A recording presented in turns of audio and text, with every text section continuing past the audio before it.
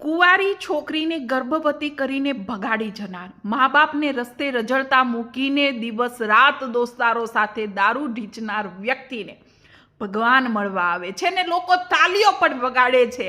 આવી દુષ્પ્રેરણા આપતી મૂવીની અંદર લોકો ભગવાન જોવે છે. આખરે આપણો આ સમાજ ક્યાં જઈ રહ્યો છે? ખાસ કરીને આપણો આ યુવા વર્ગ ક્યાં જઈ રહ્યો છે?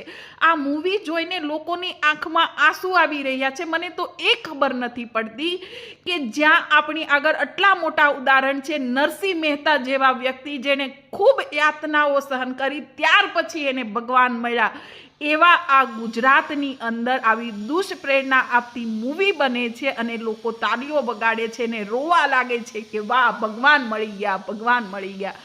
કાલ ઉઠીને તમારું સંતાન પણ આવું કરશે તો તમે એક્સેપ્ટ કરશો કે તમને રજળતા મૂકી દે? અને શું દિલથી વિચારો કે તમારું સંતાન કે તમે એવા હોય તો શું ભગવાન તમને મળવા આવે? ખરેખર જવાબ જરૂર આપજો.